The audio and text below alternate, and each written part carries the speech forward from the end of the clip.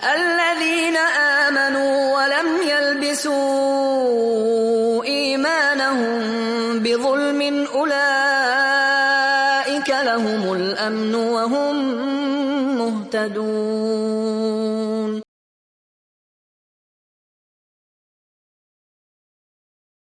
السلام علیکم ورحمۃ اللہ وبرکاتہ. ان الحمد للہ نحمده ونستعینه ونستغفره ونعوذ باللہ من شرور انفسنا ومن سیئات اعمالنا. من يهده الله فلا مضل له ومن يضلل فلا هادي له واشهد ان لا اله الا الله وحده لا شريك له واشهد ان محمدا عبده ورسوله. يا أيها الذين آمنوا اتقوا الله حق تقاته ولا تموتن إلا وأنتم مسلمون.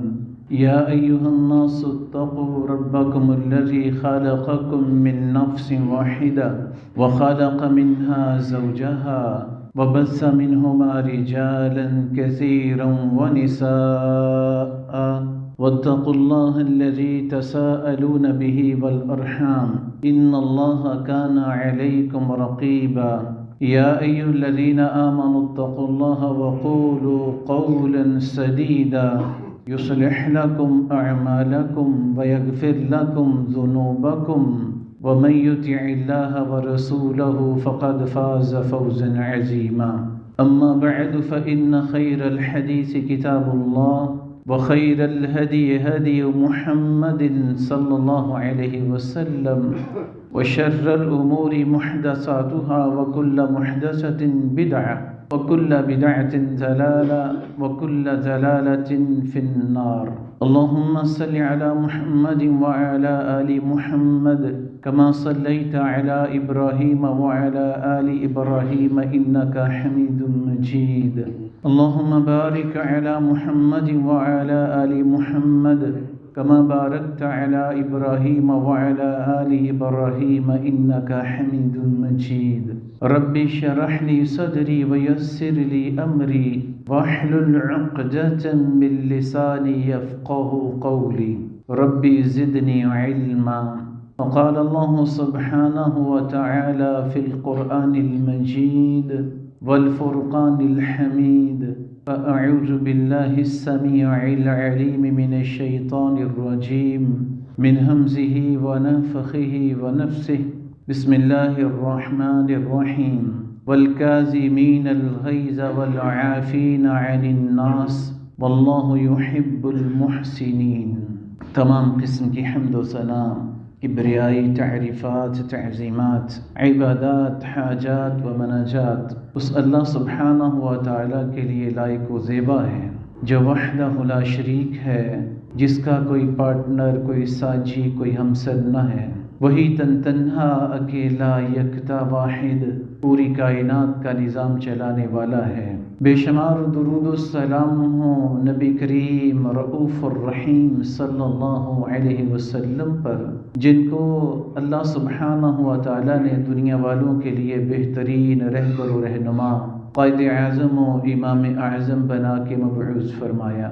سامعین محترم، اللہ عز و جل کی توفیق اور اللہ ہی کے فضل و کرم سے گزشتہ چند ایک خطبات آخرت کے حوالہ سے آپ احباب کی خدمت میں گوش گزار کر رہا ہوں. آج کی نشست و مجلس میں ایسا عمل جو اللہ سبحانہ و تعالیٰ کو بہت محبوب ہے اور ان کے عامل حضرات و خواتین سے اللہ سبحانہ و تعالیٰ بڑی بے پناہ محبت کرتا ہے، اور وہ جنت میں جانے کا بہت بڑا ذریعہ اور سبب ہے. وہ یہ ہے کہ بندہ اپنے اندر حلم پیدا کر لے، برداشت پیدا کر لے، صبر پیدا کر لے. قدرت ہونے کے باوجود بھی لڑائی جھگڑا فساد کو چھوڑ دے، درگزر کرے. قرآن مجید میں اللہ سبحانہ و تعالیٰ فرماتا ہے والکاظمین الغیظ، جو اپنے غصے کو پی جانے والے ہیں. غصہ تو آتا ہی آتا ہے، لیکن غصہ آ جانے کے بعد اس کو پی جانا، اس کے اوپر کنٹرول رکھ لینا.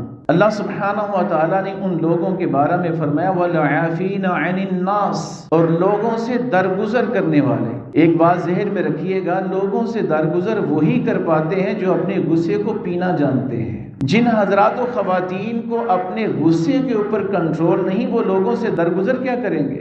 وہ تو اینٹ کا جواب پتھر سے دینے والے ہوتے ہیں۔ تو اللہ فرماتا ہے والکاظمین الغیظ، غصے کو پی جانے والے، والعافین عن الناس، اور لوگوں سے درگزر کرنے والے۔ واللہ یحب المحسنین، حقیقی معنوں میں یہ نیک لوگ ہیں۔ اللہ ان محسنین کی جماعت سے محبت کرتا ہے، یہ نیکوکار لوگ ہیں۔ تو یہ اللہ سبحانہ و تعالیٰ کی بہت بڑی صفت ہے جو اللہ سبحانہ و تعالیٰ اپنے بندوں کے اندر بھی دیکھنا چاہتا ہے۔ اللہ سبحانہ و تعالیٰ کے اندر یہ بہت بڑی صفت ہے۔ اگر یہ صفت اللہ خالق و مالک کی نہ ہوتی، یقین مانے آج دنیا کے اندر کوئی بھی دکھلائی نہ دیتا۔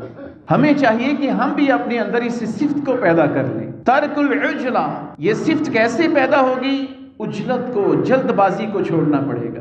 کسی بھی کام کے اندر جلد بازی کرنا، نیکیوں کے کاموں سے ہٹ کے دنیا داری کے جملہ معاملات میں اگر کسی نے زیادتی کی ہے، فوری طور پہ اس کا ایکشن نہ لیں، سوچیں ذرا، غور و فکر کریں، ٹھنڈے رہیں، یہ عجلت کو چھوڑ دیں، تو پھر ہمارے اندر حلم پیدا ہوگا، بردباری پیدا ہوگی۔ الانا، اپنی انا کو چھوڑنا پڑے گا۔ اور تیسرے نمبر پہ ضبط النفس والطبع عند الهیجان الغضب، جب شدید غصے میں ہوں تب اس کا کوئی رد عمل نہیں ہونا چاہیے سوائے خاموشی کے۔ اب دیکھیں، جو بندہ شدید غصے کے عالم میں کوئی قدم اٹھاتا ہے وہ تقریباً 99.99% غلط ہوتا ہے۔ یہ عدالتیں بھری پڑی ہیں، اور یہ خامندوں کا بیویوں کو طلاقیں دینے کے پیچھے وجہ کیا ہوتی ہے؟ جلد بازی۔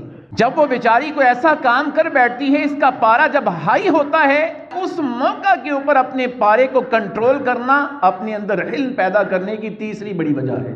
کسی بھی وجہ سے، کسی لیبر کی وجہ سے، کسی صفائی کرنے والے کی وجہ سے، کسی ڈرائیور کی وجہ سے، روڈ کے اوپر چلتے ہوئے کسی اوورٹیک کرنے والے کی وجہ سے جب غصہ آ جائے تو اپنی زبان کو کنٹرول رکھے، کوئی رد عمل پیش نہ کرے۔ یہ ہمارے اندر صبر، بردباری اور حلم پیدا کرے گا جو اللہ سبحانہ و تعالیٰ کی صفت ہے، اور یہ وہ صفت ہے جو اللہ سبحانہ و تعالیٰ اپنے بندوں کے اندر بھی دیکھنا چاہتا ہے۔ چوتھے نمبر پہ ترک الانتقام عند شدت الغضب مع القدرت علی ذالک، اپنے انتقام کے مزاج کو چھوڑنا پڑے گا۔ اگر کسی نے زیادتی کی، دل چاہ رہا ہے انتقام لو، طاقت اور قدرت ہونے کے باوجود بھی انتقام کی عادت کو چھوڑ دیں، یہ آپ کے اندر بردباری پیدا کر دے گی عادت، آپ کے اندر تحمل، برداشت پیدا کر دے گی، حلم پیدا کر دے گی۔ یہ عادت بھی ہمیں اپنے اندر اپنانی چاہیے، اور لوگوں کی غلطیوں سے درگزر کرنا۔ اس سے کیا ہوگا؟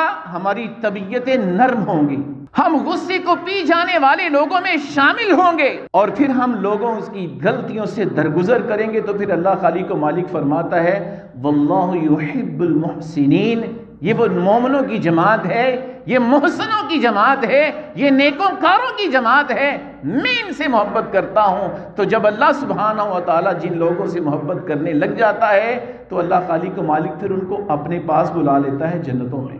اللہ پھر دنیا کے اندر بھی ان کو عزت دیتا ہے، اور آخرت کے اندر بھی اللہ سبحانہ و تعالیٰ ان کو عزتوں سے نوازتا ہے۔ آپ دیکھیں اللہ سبحانہ و تعالیٰ کے بارے میں علیم حلیم بھی لفظ ہے، علیم حلیم، جاننے والا اور برداشت کرنے والا۔ ہماری آنکھوں کے سامنے ہماری لیبر کے لوگ ہوتے ہیں، جب تک ہمارے نوٹس میں ان کی غلطیاں، ان کی زیادتیاں نہیں آتی، ہم ان سے پیار بھی کرتے ہیں، محبت بھی کرتے ہیں، لیکن جب ان کی کوئی غلطی، کوئی ان کی زیادتی ہمارے سامنے ہائی لائٹ ہو جاتی ہے، پروف کے ساتھ یا غیر پروف کے ساتھ، اسی وقت ہم اس کا نوٹس لے لیتے ہیں اور انتقام پہ اتر آتے ہیں، ان کو گالیاں دیتے ہیں، ان کو پیٹتے ہیں۔ لیکن اللہ سبحانہ و تعالیٰ علیم بھی ہے، حلیم بھی ہے۔ اللہ ہماری ساری کی ساری کرتوتوں سے واقف ہونے کے باوجود بھی علم سے کام لیتا ہے، برداشت کرتا ہے اللہ ہمیں۔ ہم اپنے باپ سے اوجھل ہو سکتے ہیں، بیٹی ماں سے اوجھل ہو سکتی ہے، بیوی خامن سے چھپ سکتی ہے، خامن بیوی سے چھپ کے غیر عورتوں کے ساتھ پیار محبت کی ناجائز اور غلیظ پینگیں چڑھا سکتا ہے،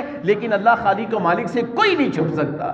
یہ اللہ کی صفت ہے، اللہ علیم بھی ہے، اللہ حلیم بھی ہے، علم کے ساتھ جاننے والا، برداشت کرنے والا۔ اللہ جانتا ہے میری خلقتیں کس قدر گندی ہے، لیکن اللہ برداشت کر رہا ہے۔ مزیداری تو تب ہے کہ جب پتہ چلے کہ فلاں میرے ساتھ زیادتی کر رہا ہے، پھر بھی علم سے کام لے۔ اللہ یہ بردباری برداشت ہمارے اندر دیکھنا چاہتا ہے، علیم حلیم۔ اور اللہ سبحانہ و تعالیٰ کے بارے میں غفور حلیم، غفور حلیم، غفور حلیم، معاف کرنے والا، برداشت کرنے والا۔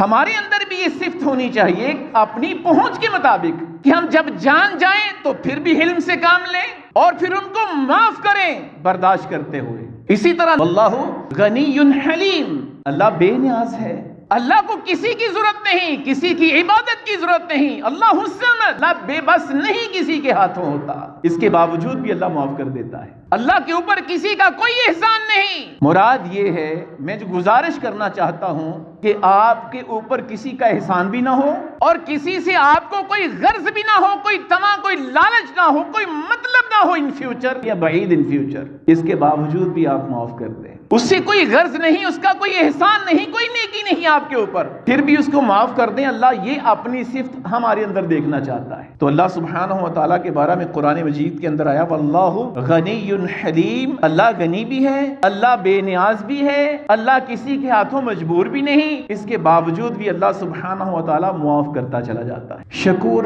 حلیم، اللہ سبحانہ و تعالیٰ کے بارے میں یہ جوڑا بھی آیا شکور حلیم، اللہ قدردان بھی ہے، اللہ بردبار بھی ہے، معاف بھی کرنے والا ہے، برداشت بھی کرنے والا ہے. مثال کے طور پہ ایک بندہ ہماری 20 برس خدمت کرتا ہے، تقاضۂ بشریت جب اس سے کچھ غلطی سرزد ہو جاتی ہے، یقین مانے ہم اس کی 20-25 برس کی خدمت کو نظر انداز کر دیتے ہیں، شکوہ و شکایات کے انبار لگا دیتے ہیں. جیسا کہ بیویوں کے بارے میں اللہ کے رسول علیہ السلام نے فرمایا تھا، جب پھر فرمایا کہ اے عورتوں صدقہ کیا کرو، اللہ سے ڈرو، میں نے جہنم کے اندر تعداد میں مردوں کی نسبت جہنم کے اندر میں نے تعداد میں تم کو دیکھا ہے، صدقہ کیا کرو. اللہ کے رسول کس وجہ سے دیکھا ہے؟ آپ نے فرمایا تم اپنے خاوندوں کی ناقدری ناشکری بڑی کرتی ہو. ساری زندگی وہ بیچارہ اپنی جان تک کھپا دیتا ہے، اپنی جوانی کھپا دیتا ہے، لاکھ قسم کی تکالیف کو برداشت کرتا ہے، تمہاری خدمت کرتا ہے، تمہاری ضروریات کو پورا کرتا ہے. جب اس بیچارے سے کوئی سستی ہو جاتی ہے، کوئی غلطی ہو جاتی ہے، تو تم بیویاں اپنے خاوندوں کو کہتی ہیں میں نے ساری زندگی تم سے دیکھا کیا ہے، تم سے ملا کیا ہے مجھے. تو اللہ سبحانہ و تعالیٰ شکور بھی ہے، حلیم بھی ہے. اللہ تمہاری نیکیوں کا قدردان ہے، برداشت کرنے والا ہے. اللہ کبھی بھی تمہاری سابقہ نیکیوں کو ضائع نہیں کرتا. اور یہ دلیل ہے کہ کل قیامت کے دن جب ترازو قائم ہوں گے تو ایک سائڈ پہ نیکیاں ہوں گی، ایک سائڈ پہ بدیاں ہوں گی. ہاں ایک پوائنٹ میں ضرور ہائی لائٹ کرنا چاہتا ہوں کہ عصر کی نماز جو جان بوجھ کے چھوڑ دیتا ہے، اللہ کے نبی علیہ السلام فرماتے ہیں اللہ خالق و مالک اس کا سارا کچھ برباد کر دیتا ہے. اس کا گھر بار، اس کی فیکٹری، اس کا بنگلہ، اس کے بیوی بچے، اس کے بہن بھائی اور اس کی ساری کی ساری وہ عصر کی نماز سے جو چھوڑی ہے، جان بوجھ کے چھوڑی ہے،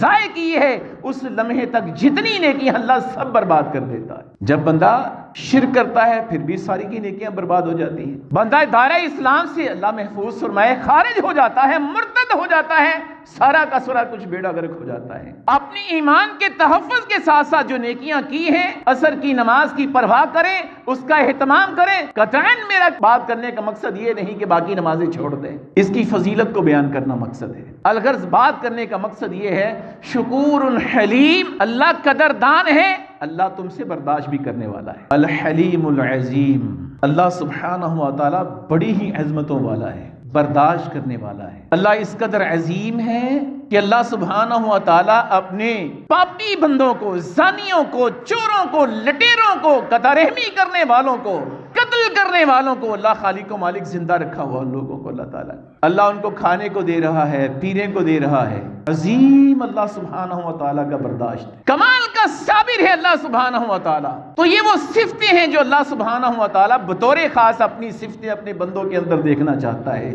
اسی لیے قرآن مجید کے اندر فرمایا والکاظمین الغیظ والعافین عن الناس واللہ یحب المحسنین. میری یہ جو صفات اپنے اندر پیدا کرنے والوں سے میں محبت کرتا ہوں. اصل میں یہ وہ لوگ ہیں جو اللہ سبحانہ و تعالیٰ کے قریبی ہیں. اللہ کے نبی علیہ السلام دکھوں میں، مصیبتوں میں، آزمائشوں میں، بیماریوں میں، پریشانیوں میں ایک دعا کیا کرتے تھے، لا الہ الا اللہ العظیم الحلیم، لا الہ الا اللہ رب السماوات والارض ورب العرش العظیم. اللہ سبحانہ و تعالیٰ کی صفت بیان کرتے تھے اللہ کے نبی علیہ السلام، لا الہ الا اللہ العظیم الحلیم. اے اللہ تو برداشت کرنے والا ہے، میری یہ مصیبت کو دور کر دے. تو یہ شدید غم اور شدید تکلیف ہوں گے موقع کے اوپر جب اللہ سبحانہ و تعالیٰ کے سامنے ترلا کریں گے، اللہ کی علم اور اللہ کی بردباری اور برداشت کی صفت کا واسطہ دے کے تو اللہ خالق و مالک تمام تر جملہ پریشانیوں سے نجات دینے پہ قادر ہے۔ امام ابن قیم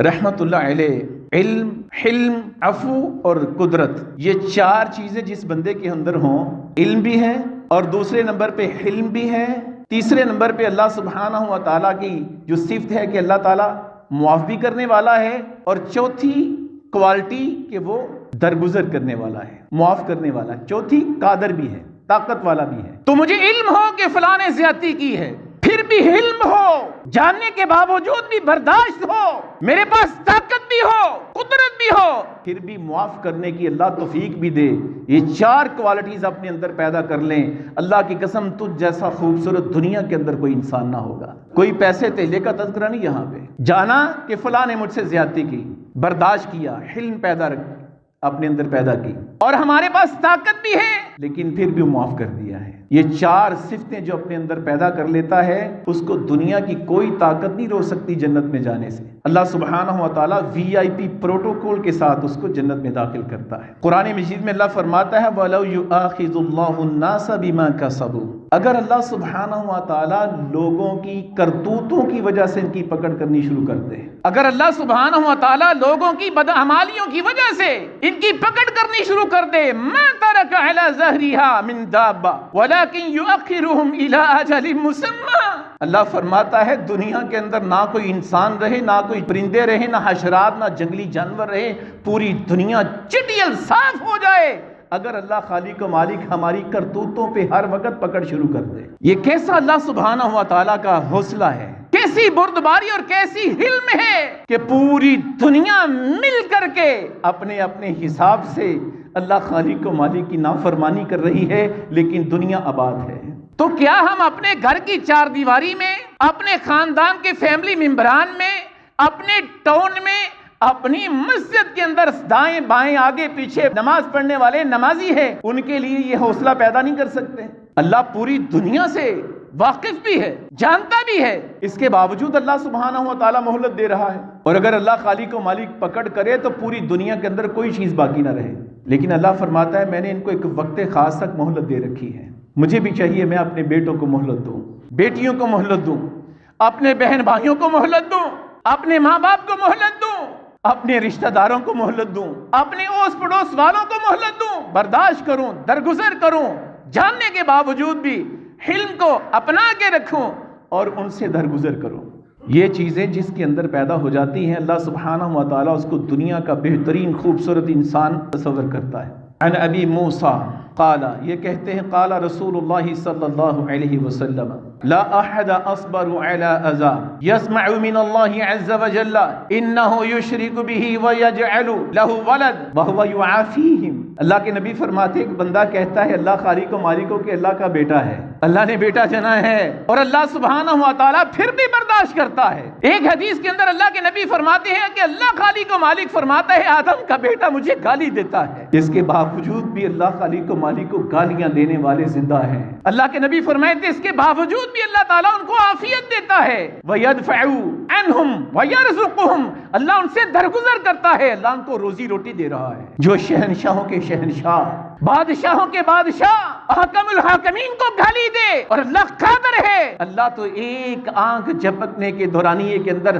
ساری مخلوقات کو تباہ و برباد کر کے نئی مخلوقات کو پیدا کرنے پہ طاقتور ہے، قادر ہے، اس کے باوجود اللہ خالق و مالک کو گالیاں دینے والوں کو اللہ کے نبی فرماتے ہیں عجیب بات ہے، اللہ اتنا حلیم ہے، اللہ اتنا بردبار ہے، اللہ اتنا صابر ہے کہ ان کو عافیت دیتا ہے، ان سے درگزر کرتا ہے، ان کو رزق دیتا ہے۔ یہ صفت ہمیں اپنے اندر پیدا کرنی چاہیے۔ صحابہ کرام کے اندر تھی رضوان اللہ علیہم اجمعین۔ حضرت ابو بکر رضی اللہ تعالی عنہ، میں ان کی مثال دیا کرتا ہوں کہ ان سے بڑھ کر بھی ہمارے ساتھ کسی رشتہ دار نے زیادتی کی ہے کہ دنیا کی پاک دامن جن کی پاکیزگی کی گارنٹیاں رب کا قرآن دیتا ہے، اللہ نے عرش سے اپنے محبوب کے پاکیزہ دل پہ قرآن مجید کو نازل کر دیا کہ میری عائشہ پاک ہے۔ اللہ کے نبی علیہ الصلوۃ والسلام کی سب سے پیاری، سب سے چہیتی اہلیہ ہماری ماں، ان کے اوپر بدکاری کی تہمت لگاتے ہیں منافقین، اور اتنا شدید پروپیگنڈا ہے کہ ان میں 2 یا 3 مومن بھی شامل ہو جاتے ہیں، اور 2-3 مسلمانوں میں سے، صحابہ میں سے ایک حضرت ابوبکر صدیق رضی اللہ تعالیٰ عنہ کے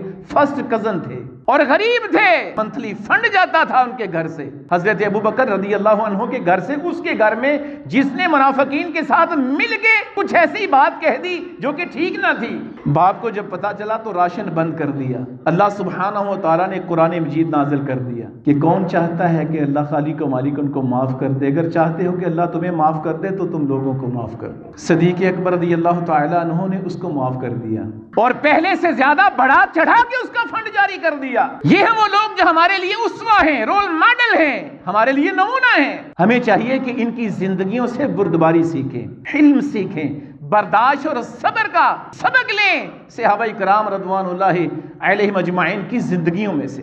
انبیاء کرام کے اندر دیکھیں، اللہ سبحانہ و تعالیٰ نے ابراہیم علیہ السلام کو جو بیٹے کی خوشخبری دی، حضرت اسماعیل علیہ السلام کی صفت کیا بیان کی؟ اللہ نے قرآن مجید کے اندر اپنے محبوب پیغمبر حضرت ابراہیم علیہ السلام کو جو خوشخبری دی، ان ابراہیم لحلیم اواہ منیب، اے ابراہیم ہم تمہیں برداشت کرنے والا، بردبار، حلم سے کام لینے والا ایسا بیٹا عطا کر رہے ہیں جو بڑا ہی فرما بردار ہوگا۔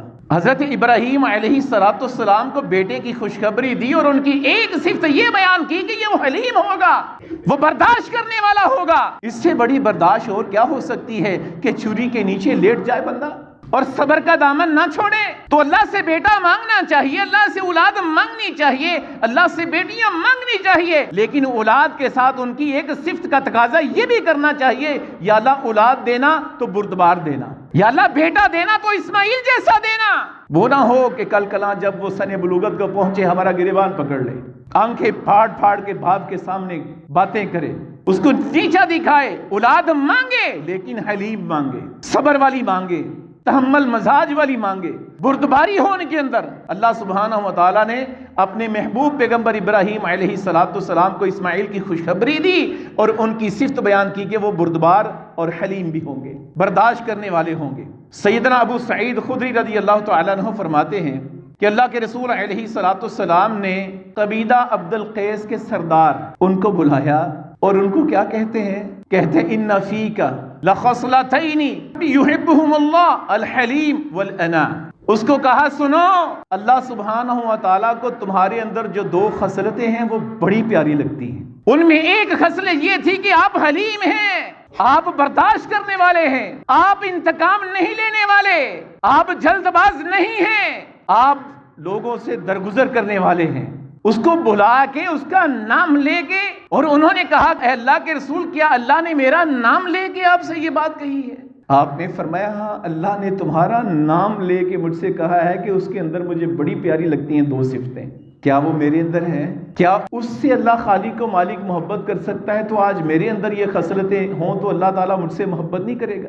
تو اللہ کے نبی علیہ السلام نے فرمایا کہ آپ کے اندر 2 صفتیں اللہ کو بڑی محبوب ہیں، ایک حلم ہے اور دوسرا تحمل مزاجی، ٹھہراؤ، صبر، بردباری اور ٹھہراؤ، جلد بازی نہیں، سبقت لسانی نہیں۔ ایک بندہ بات کرے تو 4 نہیں سناتے، میں نے کہا رہا گل میں تینوں 4 نہ سنائیاں دے تاں دسی، یہ صفت اللہ کو اچھی نہیں لگتی۔ اللہ کے نبی علیہ السلام نے بلایا، اس کا نام لیا اور آپ نے فرمایا کہ اللہ تعالیٰ کو تمہاری یہ 2 صفتیں بڑی محبوب ہیں کہ تم حلیم ہو اور تمہارے اندر ٹھہراؤ پایا جاتا ہے، جلد باز نہیں ہو۔ لیس الشدید بالسرعہ انما الشدید الذی یملک نفسہ عند الغضب۔ اللہ کے رسول علیہ السلام نے فرمایا کہ پہلوان وہ نہیں جو لوگوں کو گرا دے، طاقتور وہ نہیں جو بدلہ لے، انتقام لے اور سامنے کو بچھاڑ دے۔ آپ نے فرمایا طاقتور وہ ہے، پہلوان وہ ہے جو شدید غصے میں اپنے غصے کو پی جائے۔ ہمارے نزدیک غالب کون ہوتا ہے؟ جو اپنے مد مقابل کو قتل کر دے۔ اس نے ایک تھپڑ لگایا ہے 4 لگا دے، اس نے ایک بات کی ہے اس کو گالیاں دے اور وہ بیچارہ چپ کر کے وہاں سے رخصت ہو جائے، ہم کہتے ہیں یہ بندہ غالب آ گیا۔ ہرگز نہیں۔ اللہ کے نبی نے فرمایا 2 لڑائی کرنے والوں میں غالب وہ ہے جو خاموش رہے، برداشت کرے، بردباری سے کام لے، حلم کو نہ چھوڑے، یہ غالب ہے۔ مارنے والا غالب نہیں، قتل کرنے والا غالب نہیں، گالیاں دینے والا غالب نہیں، باتوں کے اوپر سبقت لے جانے والا غالب نہیں۔ اللہ کے نبی علیہ الصلوۃ والسلام نے فرمایا یملک نفسہ عند الغضب، جب غضب میں ہو، غصے میں ہو اور غصے کے اوپر کنٹرول پالے، جو غصے کو بچھاڑ دیتا ہے وہ پہلوان ہے، وہ غالب ہے۔ تو جو غصے کو پی جانے والے ہیں والکاظمین الغیظ والعافین عن الناس واللہ یحب المحسنین، اگر لوگوں سے درگزر کرنا چاہتے ہو، اگر بیویوں سے درگزر کرنا چاہتے ہو، اگر بیویاں شوہروں سے درگزر کرنا چاہتی ہیں، اگر ماں باپ بیٹوں سے درگزر کرنا چاہتے ہیں، اگر اولادیں ماں باپ کی غلطیوں سے درگزر کرنا چاہتے ہیں، تو ان کو کیا کرنا پڑے گا؟ ان کو اپنے غصے کے اوپر کنٹرول رکھنا پڑے گا۔ ایک صفت اپنے اندر پیدا کر لیں، دوسری اللہ خالق و مالک گفٹ کے طور پہ دے دے گا۔ جو غصے کے اوپر کنٹرول رکھنا نہیں جانتا وہ لوگوں سے درگزر کرنا نہیں جانتا، ان کے باہم لڑائیاں، جھگڑے، فتنے، فساد، بیویوں کو طلاقیں، پھر اللہ معاف فرمائے حلالے تک کی نوبت، نہ جانے کیسی کیسی بدبختیاں۔ آپ جیلوں کے اندر چلے جائیں اور ان کے انٹرویوز لیں قیدیوں کے، ان سے پوچھیں کیا ہوا تھا؟ جلد بازی سے کام لیا۔ کیوں قتل کیا؟ بس پتہ نہیں چلا۔ لڑائی کیوں کی؟ بس ہی میں رہا نہیں گیا۔ بھائی کیوں نہیں رہا گیا تیرے کو؟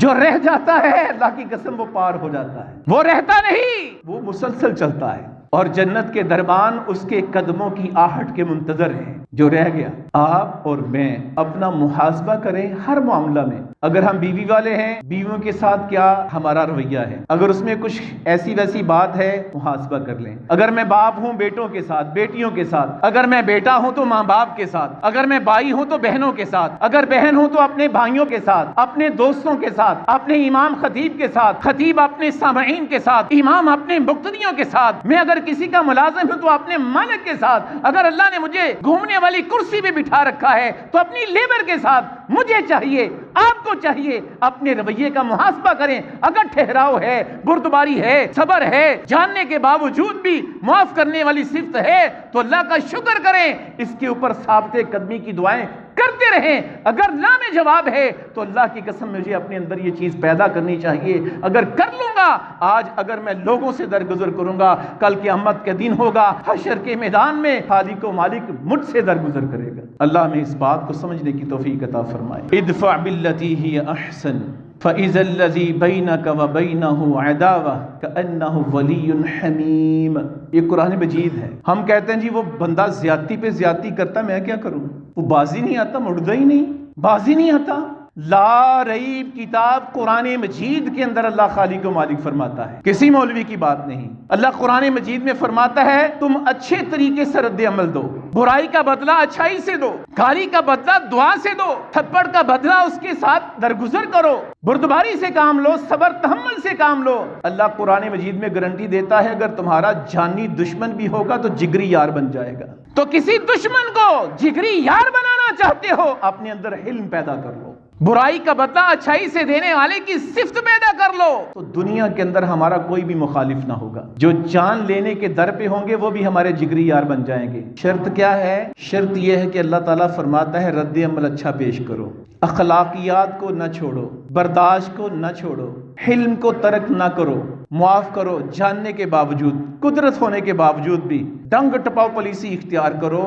تو اللہ کے رسول علیہ الصلوۃ والسلام کی جو یہ اللہ خالق و مالک نے قرآن مجید کے اندر جو گارنٹی دی کہ جان لیوا دشمن جو ہوں گے وہ تمہارے جگری یار بن جائیں گے، یہ قرآن مجید ہے۔ اللہ فرماتا ہے عداوۃ کأنہ ولی حمیم، وہ جگری یار بن جائیں گے تمہارے، جو تمہاری جان کے دشمن ہوں گے۔